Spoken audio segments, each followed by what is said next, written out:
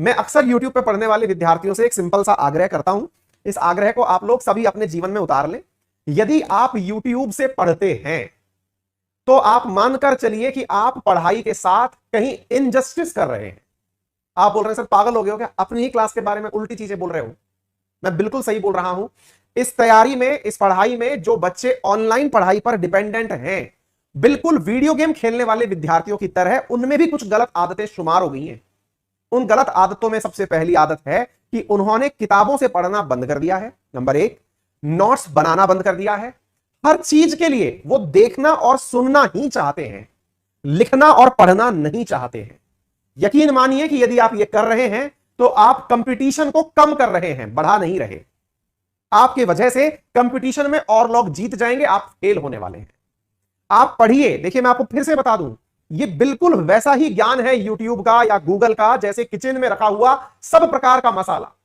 जितने भी प्रकार के मसाले या फिर सब्जियां या फिर सामान राशन जो किचन में रखा हुआ है, यूट्यूब और गूगल वैसा ही ज्ञान का भंडार है। लेकिन इसका मतलब यह नहीं है कि आप सबको एक बार में खा मरो, या इसका मतलब यह नहीं है कि आप केवल रोटियां खा मरो। आपको संपूर्ण न्यूट्रिशन चाहिए तो आपको सब चीज पढ़नी है। इसलिए मेरी अक्सर विद्यार्थियों से गुजारिश रहती है कि इंटरनेट से पढ़ाई करते समय कृपया करके यह ध्यान रखें कि आपको पढ़ना क्या है तो आप नेट पर जाएं। नेट आपको नहीं बताए कि आज तू ये पढ़ ले।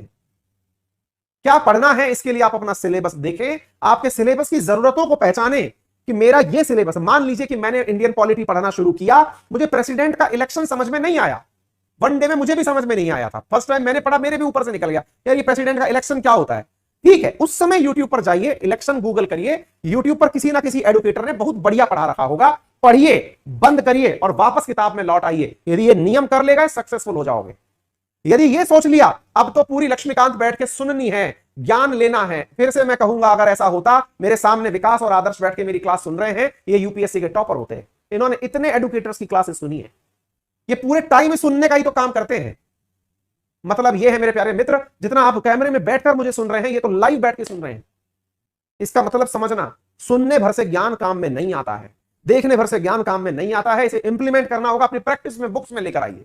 उम्मीद है कि आप मेरी बात समझ पाए।